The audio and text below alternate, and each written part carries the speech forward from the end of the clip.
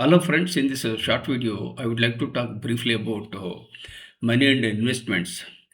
Uh, I would like to share with you certain aspects and uh, don't invest in a particular sector for more than 20%. And best way is to stay diversified and don't keep all eggs in one basket. Some people go for averaging. It is not ideal to go for uh, uh, uh, uh, averaging, but especially when in the falling market, you should not go for uh, uh, averaging.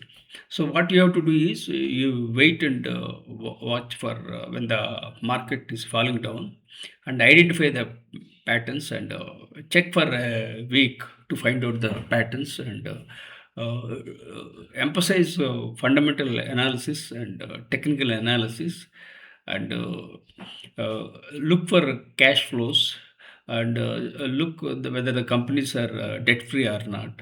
So these are all the basic aspects you have to make a note of. Uh, uh, People have different areas of interest. There are different sectors: defense sector, pharmaceutical, IT.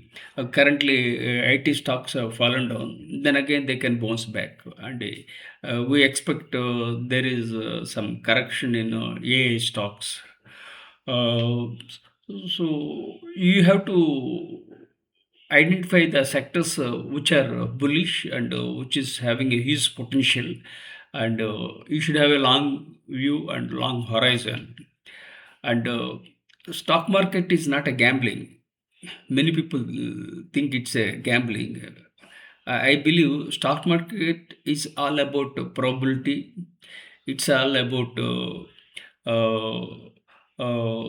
strategy, and you must be having you must have a risk appetite, and you have a long view, and you should have a discipline, and you have to focus on limited stocks, not too many stocks means then again it will lead to confusion. You have to review the stocks periodically, and if so that you can track them.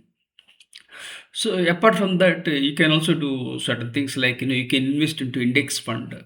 You can invest into NSE 50 and or NSE 500. Usually,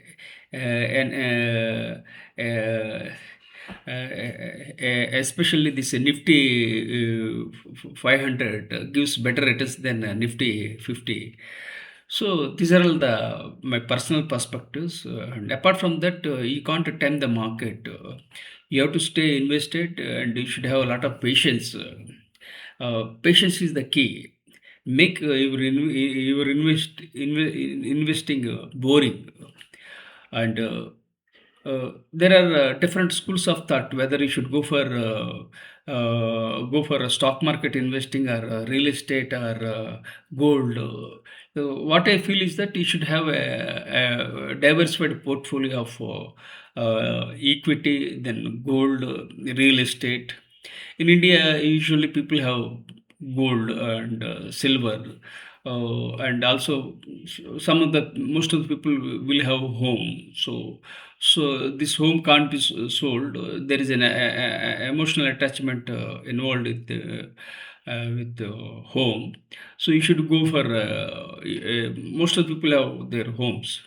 Then again, gold is was flat for many years. Then again, it is spiked. Then again, it fallen down. Apart from that, there is a head mentality in the people, and as a result, they burn their fingers.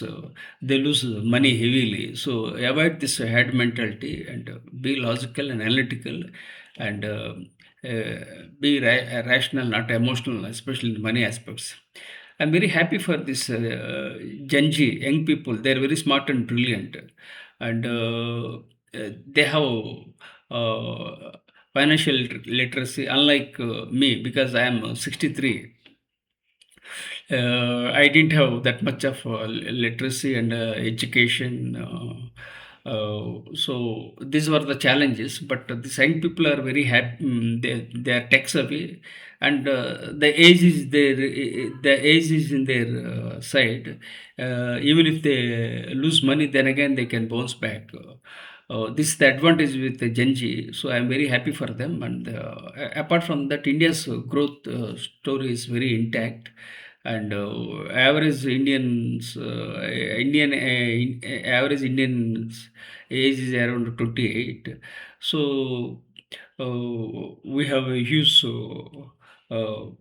there is a huge consumption, and GDP is growing.